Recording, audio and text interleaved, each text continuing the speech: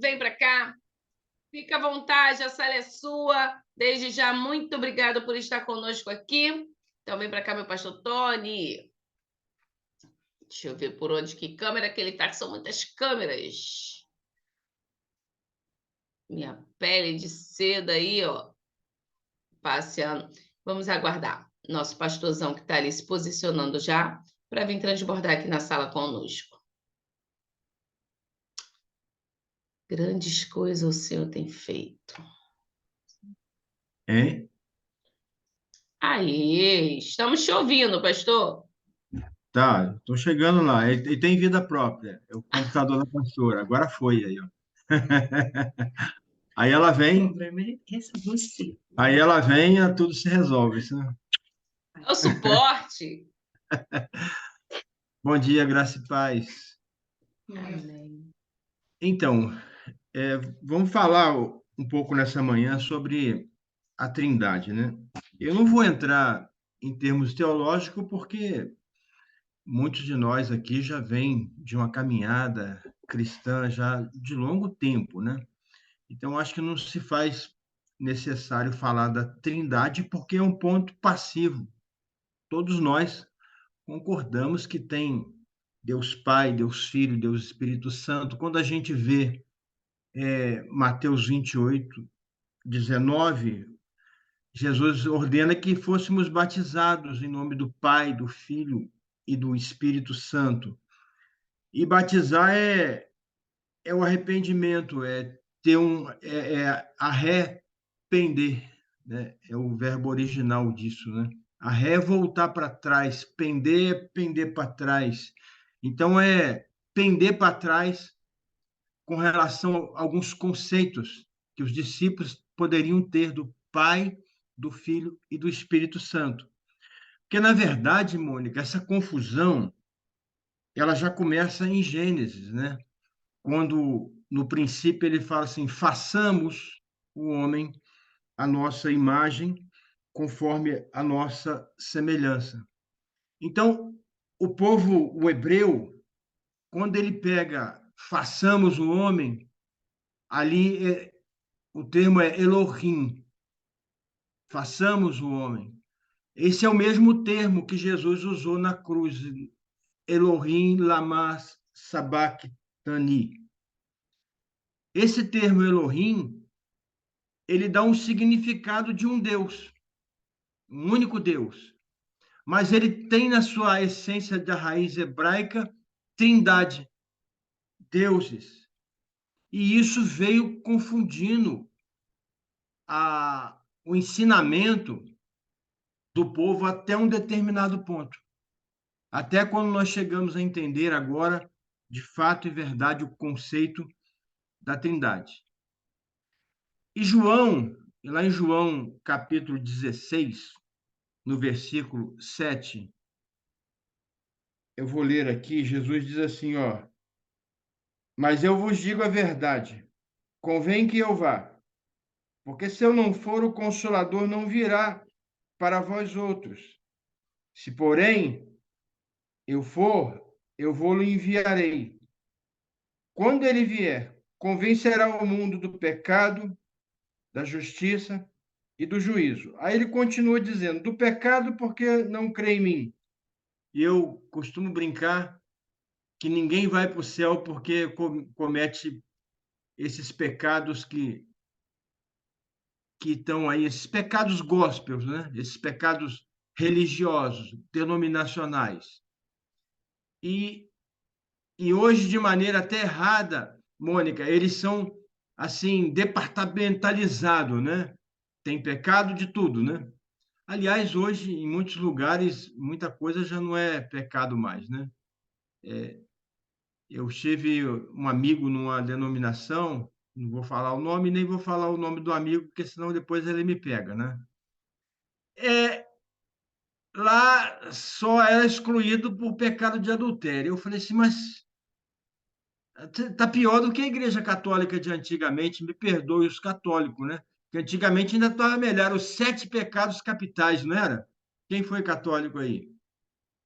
A glutonaria, Tinha os 7 pecados. Hoje não. Em muitos lugares é um pecado capital lá. Que dirá um ou dois, né? Mas ele fala assim, o pecado porque não crê em mim. E aí, mais à frente, eu vou falar um pouco dessa questão do pecado, né? Pecado é errar o alvo. É só isso. E quando eu erro um alvo, eu tenho consequência daquele erro que eu cometi. Mas eu vou falar isso um pouco mais à frente. Mas Jesus ele fala que ele vai e virá um consolador, um paráclito, um que convencerá o homem. Então ele está dizendo assim: olha, vou mandar um consolador e vou mandar um convencedor. É como na justiça, às vezes, né? Quando tem um grande problema, eles mandam o corregedor para resolver algumas coisas. E, e esse paráclito, esse outro semelhante a ele, esse convencedor, se a gente for ver um termo parecido com isso, Mônica, ele diz que é um inculcador. É por isso que às vezes alguém fala aqui na sala do transbordo, né? Eu tô encucado com alguma coisa. Já é o inculcador colocando isso na tua cabeça. Ele convencerá o homem do pecado e do juízo. Por que ele é o inculcador? Porque agora esse Deus que fazia um trio no Antigo Testamento, e muitas das vezes a gente via a ação dos três, Pai, Filho, Espírito Santo. A terra era sem forma e vazia, porém o Espírito de Deus pairava sobre a face do abismo. E aí ele fala: façamos nós, Trindade, façamos. Então, em muitas ações eles estão juntos. Em muitas ações eles estão em dupla. Agora, no Novo Testamento, o Deus Pai está no céu. O Deus Filho, aquele que teve um ministério de 3 anos, uma vida útil de 33 anos, porém um ministério como Deus agora, Deus Filho, de 3 anos. Ele diz assim: olha, o meu tempo acaba. Ele diz: não, meu Deus, eu não posso falar isso aqui. Ele não diz nada. Mas essa etapa da segunda pessoa termina agora com 3 anos. Mas ele pode voltar? Eu estou dizendo que, né, eu estou conjecturando que esse período da segunda pessoa da Trindade foram 3 anos. Mas ele pode voltar? Pode. Pode, porque quando ele ressuscita, Mônica, ele vai como diz a Bíblia, né? Aqueles homens estavam lá, depois de 40 dias, questionando o que tinha acontecido, e de repente, Jesus, do nada, ele começa a subir. E o anjo fala: varões Galileu. Isso está em Atos, né? Isso está em Atos, capítulo 1, versículo 10. Varões Galileu, o que vocês estão olhando? Esse mesmo Jesus que você está vendo subir é o mesmo Jesus que virá. Mas ele sobe com aquele que ressuscitou Lázaro, que curou leprosos, que perdoou pecados, que expulsou o demônio. É esse Jesus. Só que quando o anjo dá esse sentido que aquele Jesus que foi e virá, não volta mais para curar ninguém, não volta mais para expulsar nenhum demônio. Mônica, pode fazer isso? Pode, porque ele é soberano, ele é poderoso, ele é onipotente, onipresente. Deus Todo-Poderoso. Pode. Mas só que agora, nesse novo período, eu falei do período da Trindade, eu falei do período de Deus e Jesus, falei do período de Jesus sozinho. apesar de estar sozinho, ele dizia sempre: eu e Pai somos um. Quando ele é batizado no Jordão, ele entra como Jesus um e sai. Ih, meu Deus, isso aqui vai ser ruim de eu falar, viu? Ele entra um e sai dois, porque o segundo desce sobre ele como forma corpórea, como pomba. E aí ele já começa o ministério dele no deserto. Ele é transportado para o monte, mas não dá tempo da gente entrar nisso. Mas ele pode, ele pode.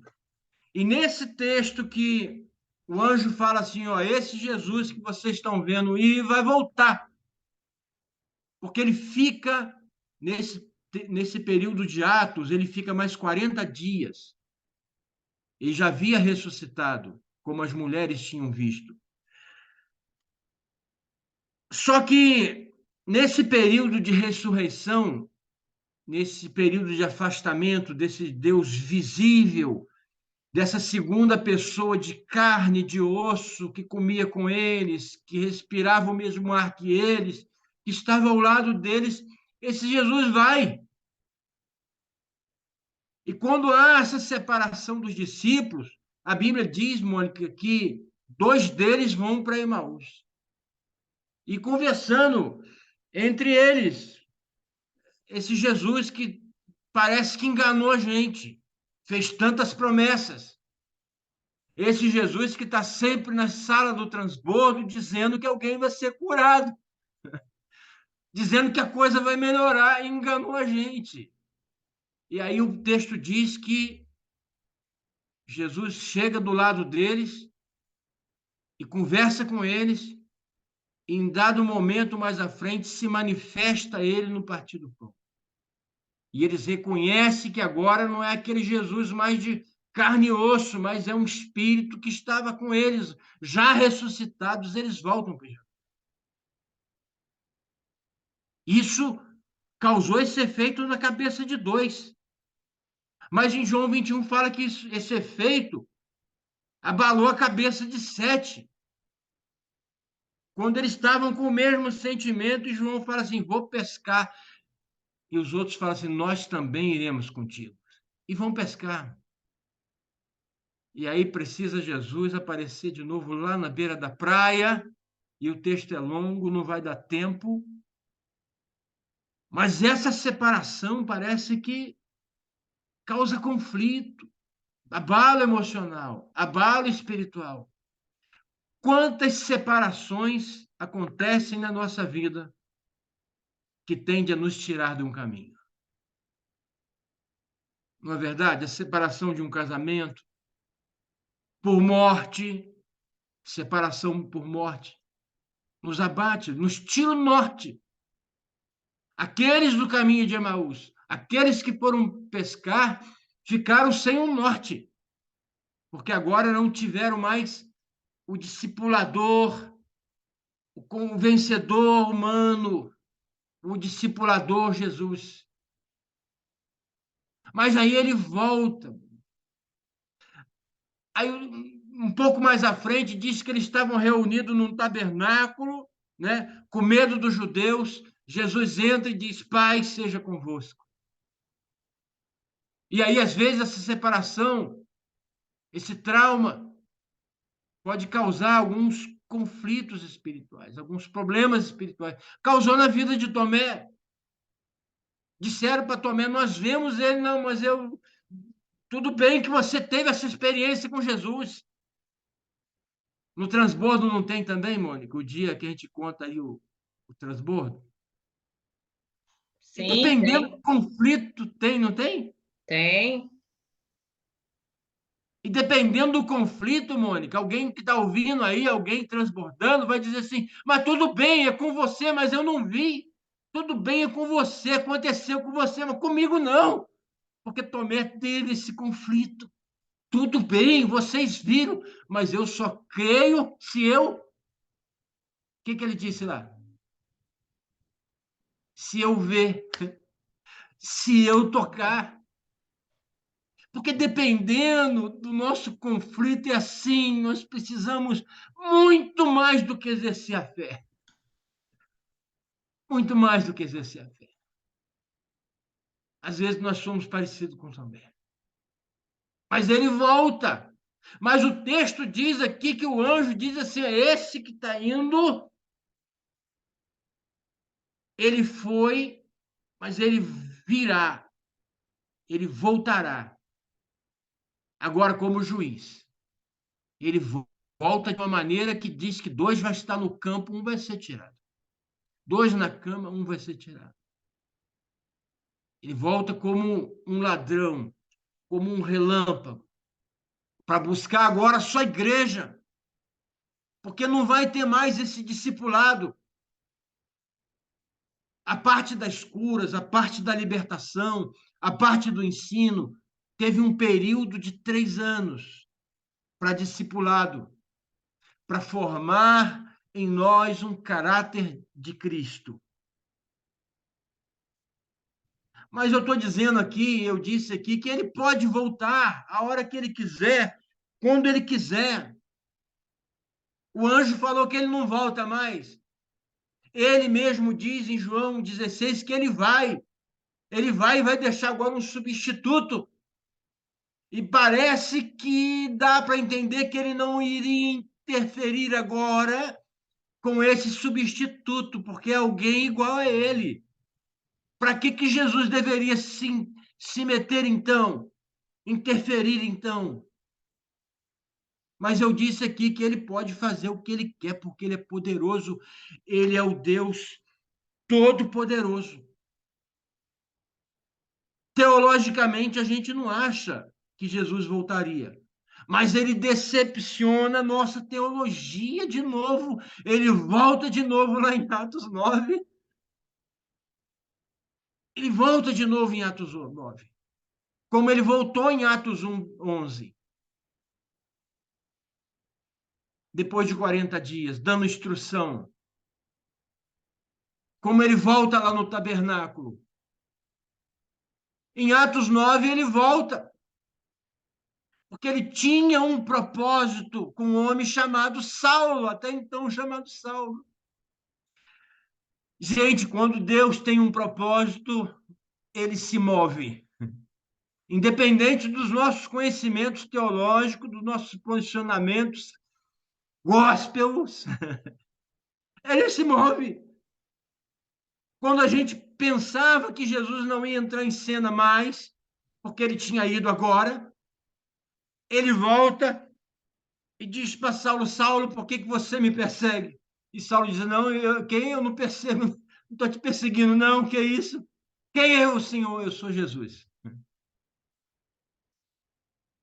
E ele começa um discipulado de 3 dias com Saulo para virar Saulo. E o homem fica cego.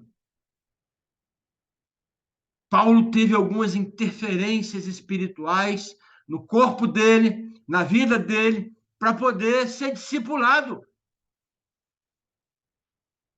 Zacarias também, ele teve que ficar mudo, porque quando os céus, às vezes, Mônica, quer reagir na nossa vida, é porque teve uma ação humana. Para o céu reagir, precisa de uma ação humana. Para haver uma reação do céu. Ação, reação. Ação é sua. Reação do céu. Ação de Zacarias. Orar, interceder, ser sacerdote. Reação do céu. Gravidez. Só que às vezes não dá para contestar algumas coisas. Não dá para falar. Não dá para questionar. Então Deus fala assim: o pessoal do transbordo, vocês vão ficar. O Zacarias, você vai ficar mudo. Não fala muito, deixa Deus agir. São as ações. Uns ele põe mudo, outros ele põe cego 3 dias. Mas eu quero ver. Paulo, você não vai ver nada. Você vai ficar sem ver e vai deixar eu agir. Eu quero ver milagre, eu quero ver isso acontecer, não vai ver nada. Porque ele é poderoso. Se ele quer fazer uma reação dos céus, algo novo na sua vida, você vai ficar sem ver algumas coisas, sim. Você vai ficar sem falar algumas coisas, sim. E não adianta brigar, Mônica, não adianta brigar, porque lá em 1 Coríntios 3, versículo 16, diz assim: agora não tem jeito, esse Espírito Santo habita em vós. Essa terceira pessoa da Trindade, esse Elohim, habita em vocês, agora não tem jeito. E esse relacionamento, Mônica, ficou tão complexo para nós, que lá em Efésios 4, 27, diz assim: agora ferrou. Não, gente, ferrou não. Ferrou a minha neta, não tem nada de ferrou. Agora complicou, porque além de habitar, ele tem ciúme de vocês. Em Tiago 4, ele diz: além de habitar, agora ele tem ciúme de vocês. E Efésios 4 diz assim: e ele se entristece. Não entristeçais o Espírito Santo que habita em vós. Esse nível de relacionamento com a terceira pessoa da Trindade, Mônica, é muito mais amplo, é muito mais junto, porque aquele Jesus, ele andava ao lado, comia ao lado, dormia ao lado, ele não tinha ciúme. Lá em João 6, versículo 60, eu não sei se é 60, 64, ele diz assim: aquele que não comer da minha carne, não beber do meu sangue, não tem parte comigo no reino. E a Bíblia diz que muitos discípulos ali disseram assim: duro é ouvir esse discurso. Quem pode ouvir esse discurso? Aí ele diz: não, não, nós não vamos te seguir mais. Está pesado. Até então, o senhor só estava multiplicando pão. Até então, o senhor só estava transformando água em vinho. Agora o senhor começa a impor condições. Se eu não comer do pão, se eu não beber do vinho, eu não tenho mais parte. Agora começa a pôr em condição. Porque quem tem ciúmes começa a impor condições, Simone. E aí ele diz assim: ó, não, nós não queremos. E foram embora. E esse Jesus que andava ao lado, esse Deus da segunda pessoa, ele não tinha ciúme. Ele disse para os 12: e vocês querem ir também sem ciúme? E aí a gente vê o Pedro dizendo: Senhor, para quem nós iremos? Se só o Senhor tens a palavra de vida eterna. Eita! Mas agora, esse de hoje que habita em nós, que veio, ele tem ciúme, ele se entristece. E nessa apresentação dele para nós, Mônica, lá em Atos 8, ele diz assim: mas recebereis poder ao descer sobre vós o Espírito Santo. E esse poder é o mesmo poder de João 14, que diz que ele é um paráclito, que diz que ele nos ensinará, que diz que ele nos fará lembrar. Essa terceira pessoa que nós recebemos esse poder em Atos 1:8, ele diz que vai nos ensinar, porque nós somos pessoas que precisamos ser ensinados, Mônica, a vida inteira. Tem coisa que a gente não sabe, tem coisa que a gente precisa aprender. Mônica, apesar dessa cara minha de 25 anos, eu tenho 64 anos. Mas Deus me agraciou com essa cara de 25 anos.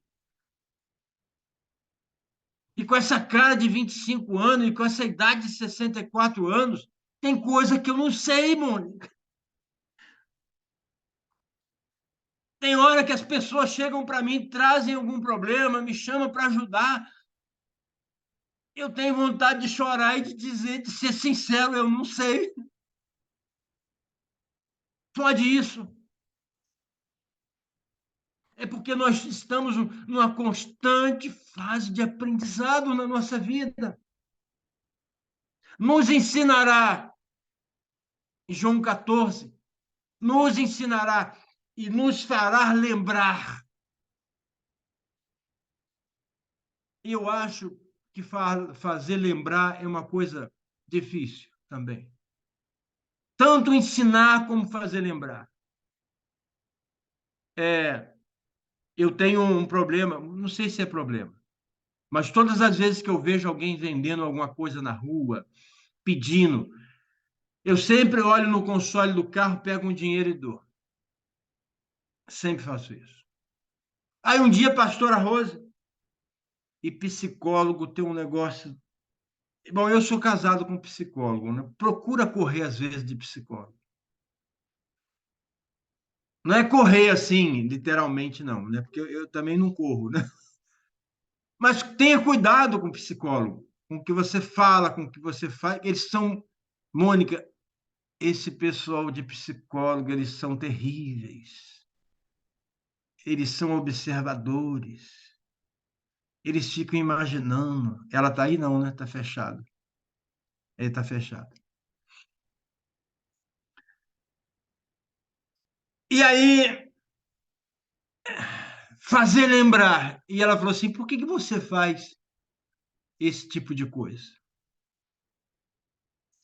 E eu me lembrei que aos 10 anos de idade, eu tive que parar de estudar, parar de, às vezes, interromper o convívio da minha família para ir para a rua para vender doce, para vender bolo, para vender peixe, vender banana, vender tudo. E eu parei de estudar.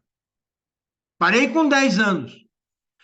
Quando a coisa para o meu pai melhorou na empresa, aos 16 anos eu tentei voltar a estudar. Não consegui. Mas ela, junto com o Espírito Santo, me fez lembrar que meu pai não era culpado disso. E eu achava que meu pai não estava presente nisso, mas ele estava presente quando ele saía de manhã e voltava à noite, trazendo o dinheiro, o salário, para nos alimentar, para nos vestir. Ele não estava presente de corpo, mas nas suas ações, no seu amor, no seu carinho, no seu cuidado, ele estava presente sim, porque a comida que nós comíamos, a roupa que nós vestíamos, o remédio que ele estava presente no seu trabalho. E aí eu pude, depois de burro velho, entender mais meu pai e perdoar meu pai. Te fazer lembrar.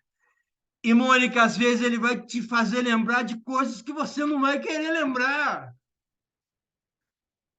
Que você vai dizer assim, eu já enterrei.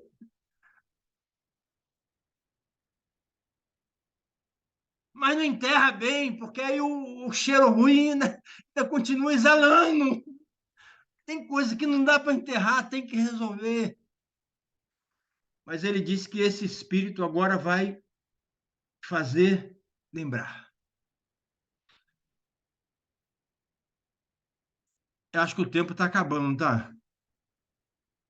Quanto tempo tem aí? Está acabando. Meu Deus. Temos 1 minuto. E aí, essa terceira pessoa da Trindade, Mônica, para fechar, tem tanta coisa aqui para falar. Gente, falar do Espírito Santo é muito complicado. Essa terceira pessoa da Trindade, ele constrói um pomar dentro da gente. Lá em Gálatas 5. E ele diz que nesse pomar que ele constrói dentro da gente, dentro da alma da gente, dentro do coração da gente, É um pomar que vai produzir agora frutos diferentes do que a gente conhece, diferente da banana, diferente da maçã, diferente de tudo. Nesse pomar, ele diz assim: você vai produzir frutos do Espírito: amor, alegria, paz, longanimidade, benignidade, bondade, fé, mansidão, temperança. Ele mexe na terra do nosso coração. Ele aduba